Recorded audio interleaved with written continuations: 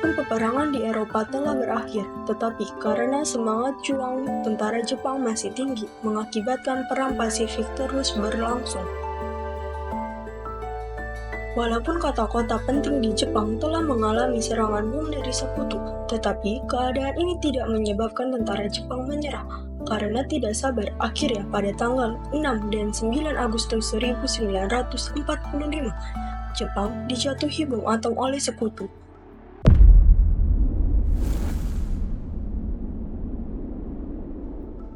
Dan akhirnya dalam Perang Asia Timur Raya, Jepang mengalami kekalahan besar. Kaisar Hiroto pun dengan terpaksa mengakui kekalahannya pada tanggal 14 Agustus 1945. Berita tersebut lalu tersebar ke seluruh dunia dan berhasil diketahui oleh pemuda. Dan pemuda yang pertama kali mengetahuinya adalah Sultan Syahrir pada sore harinya. At the stroke of midnight came the Prime Minister's dramatic message from the Cabinet Room at number 10. Japan has today surrendered. The last of our enemies is laid low. At this time, we should pay a tribute to the men from this country, from the dominions, from India and the colonies, to our fleets, armies and air forces. Lalu pada sore hari itu juga Sultan Syahrir pergi untuk menemui Bung Hatta. Selamat sore, Bung. Ya, selamat sore. Mengapa kamu datang ke sini? Kami telah mendengar bahwa tentang cerita kekalahan Jepang. Oh ya, bukannya semua radio sudah disegel? Memang semua radio telah disegel. Tapi kami mendengar berita dari radio gelap yang kami buat sendiri. Dan juga kami mengamati jalannya perang secara sembunyi. Bagaimana pendapat Anda? Oh ya, itu berita baik. Oh ya, bagaimana kalau kita memanfaatkan kesempatan ini untuk memproklamasikan kemerdekaan? Dan saya ada bagaimana kalau pernyataan kemerdekaan tidak dilakukan oleh PPKI? Memang kenapa? Karena saya takut dicap sekutu buatan Jepang. Tapi saya tidak bisa memutuskan sendiri. Bagaimana kita ke Bung Karno? Baiklah. Akhirnya mereka menemui Bung Karno yang saat itu menjabat sebagai ketua PPKI. Permisi, selamat sore Bung. Ya, selamat sore. Ada perlu apa ya? Apakah Bung sudah tahu tentang kekalahan Jepang? Ya, saya sudah mendengar berita itu, tapi saya belum sepenuhnya yakin. Bung, apakah kita bisa memproklamasikan kemerdekaan tanpa campur tangan PPKI? Saya kurang tahu, tapi itu tidak mungkin. Saya juga tidak bisa memutuskannya sendiri. Pada hari berikutnya, Bung Karno dan Bung Hatta didampingi oleh Ahmad Subarjo pergi ke kantor pemerintahan Jepang untuk mencari informasi. Usaha itu gagal karena semua penjabat dipanggil ke markas besar Angkatan Perang. Kemudian mereka bertiga pergi ke rumah Laksamana Meda, yaitu Kepala Perwakilan Angkatan Laut Jepang di Jakarta. Permisi Tuan, apakah benar tentara Jepang telah menyerah dengan sekutu?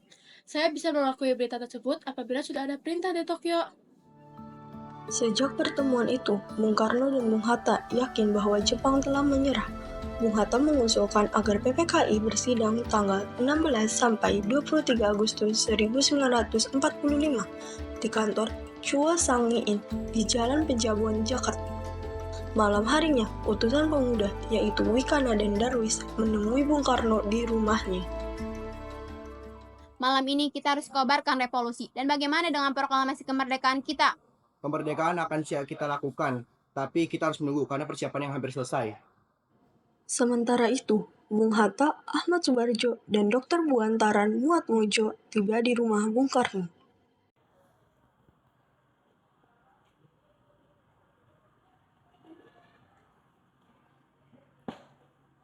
Saya mengetahui bahwa ada berita pengedaran tentara Jepang.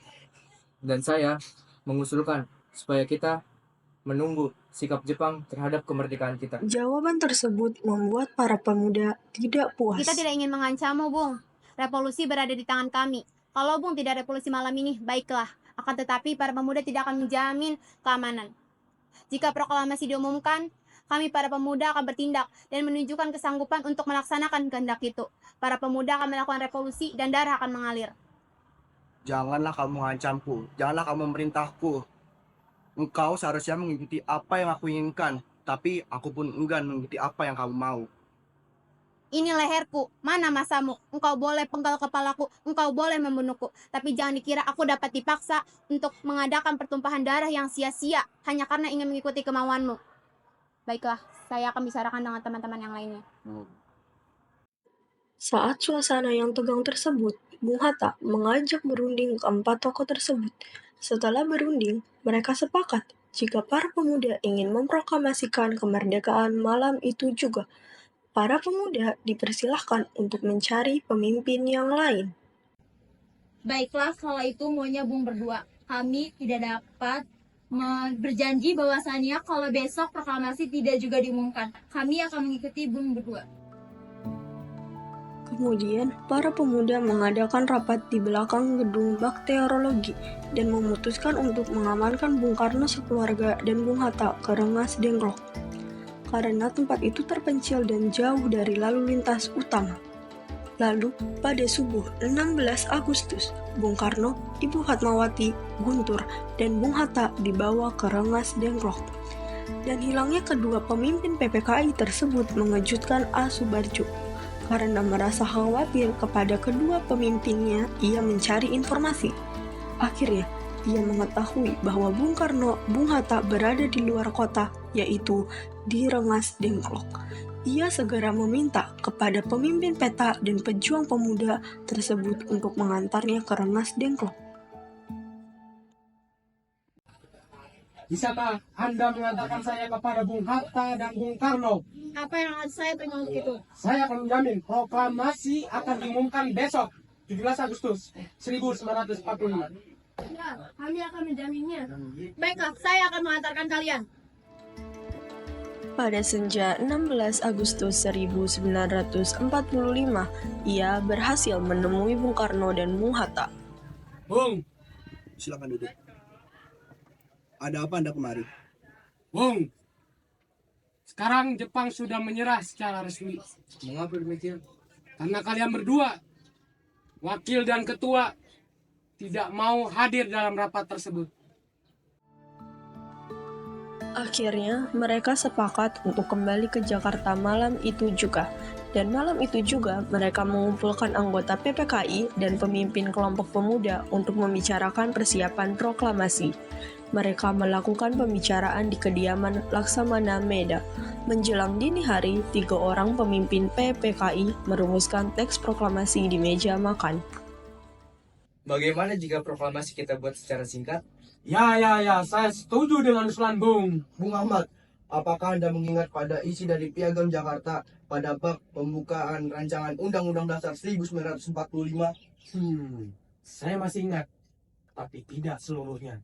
Kira-kira seperti ini. Kami, bangsa Indonesia, dengan ini menyatakan kemerdekaan Indonesia. Baiklah, sudah diputuskan. Kalau begitu, itu adalah kalimat pertamanya. Tapi menurut saya itu tidak cukup untuk nasib sendiri. Bagaimana jika proklamasi kedua, yaitu hal-hal yang memindahkan kekuasaan dan lain-lain yang diselenggarakan secara seksama dengan tempo yang sesingkat-singkatnya? Baiklah, sudah diputuskan, begitu saja. Selesai menyusun, ketiga tokoh itu menuju serambi depan untuk menemui para hadirin yang ada.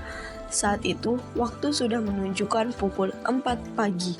Lalu, ia membacakan hasil rumusan teks proklamasi yang saat itu masih berupa konsep. Para saudara-saudaraku sekalian, apakah kalian setuju terhadap konsep rumusan ini? Setuju. Baiklah.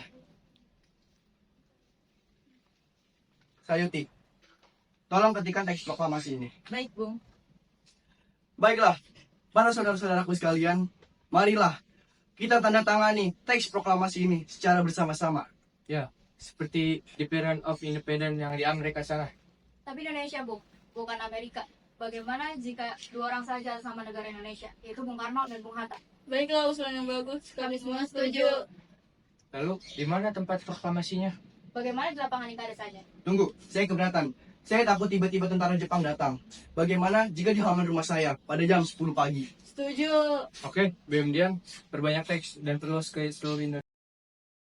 Pada hari Jumat 17 Agustus 1945, rakyat berbondong-bondong menuju lapangan Ikada, namun tak sedikit yang berbalik menuju kediaman Bung Karno. Bendera telah dijahit oleh Ibu Fatmawati, tiang bendera yang berasal dari bambu yang tumbuh di belakang rumah Bung Karno, mikrofon yang hanya satu-satunya. Lalu, selain hadirin yang datang semalam, juga telah hadir tokoh lain seperti DR Bintaran Marto Atmojo, Ki Hajar Dewantara, Oto Iskandar Dinata, Kiai Haji Mas Mansur, dan yang lainnya pun telah hadir. Tepat pukul 10 WIB, Bung Karno dan Bung Hatta melaksanakan cita-cita perjuangan kemerdekaan. Dengan suara jelas, Bung Karno membaca teks didahului dengan suatu pidato. Bismillahirrohmanirrohim. Wahai saudara-saudaraku sekalian, saya telah meminta saudara-saudara sekalian hadir di sini untuk menyaksikan suatu peristiwa penting dalam sejarah kita. Berpuluh-puluh tahun, kita, bangsa Indonesia, telah berjuang untuk kemerdekaan tanah air kita. Bahkan, telah beratus-ratus tahun, gelombangnya aksi kita untuk mencapai kemerdekaan kita itu ada naik dan ada turunnya. Tetapi, kita tetap menuju ke arah cita-cita kita. Juga di dalam zaman Jepang, usaha kita untuk mencapai kemerdekaan nasional tidak terhenti-henti. Di dalam zaman Jepang, tampaknya saja kita menyandarkan diri kepada mereka. Tetapi pada hakikatnya, tetap kita menyusun tenaga kita sendiri. Tetap kita percaya kepada kekuatan sendiri. Sekarang, tibalah saatnya kita benar-benar mengambil nasib bangsa dan nasib tanah air kita dalam tangan kita sendiri. Hanya bangsa yang berani mengambil nasib dalam tangannya sendiri akan dapat berdiri dengan kuatnya. Maka, kami tadi malam telah mengadakan musyawarah dengan pemuda-pemuda rakyat Indonesia. Permusyawaratan itu sekata-kata berpendapat bahwa sekaranglah saat datingnya untuk menyatakan kemerdekaan kita. Saudara-saudara, dengan ini kami menyatakan kebulatan tekad itu. Dengarlah proklamasi kita. Proklamasi.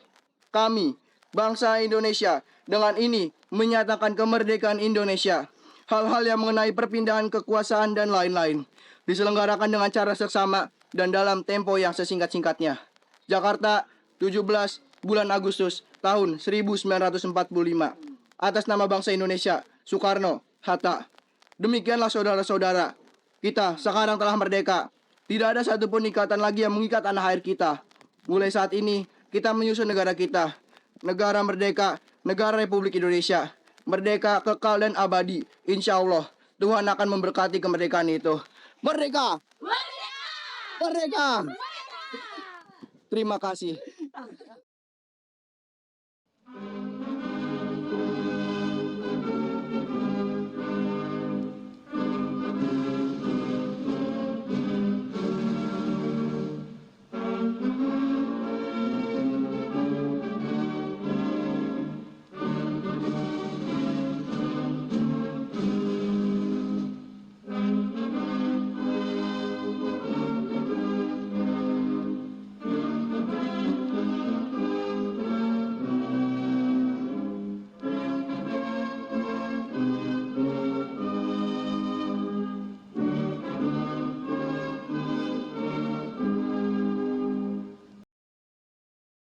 Setelah upacara selesai, sebagian hadirin pulang.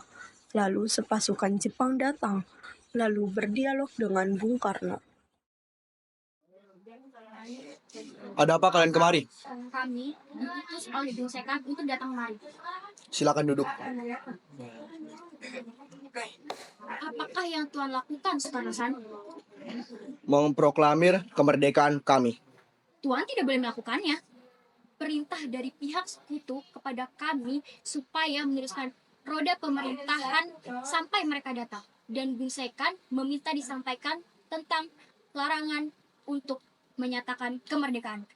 Lah, tapi pernyataan itu baru saja saya sampaikan. Sudahkah? Ya. Saat itu, utusan Gunsikkain itu marah dan ingin menampar Bung Karno, tapi ia langsung mengurungkan niatnya karena pasukan keamanan Indonesia telah siap membela.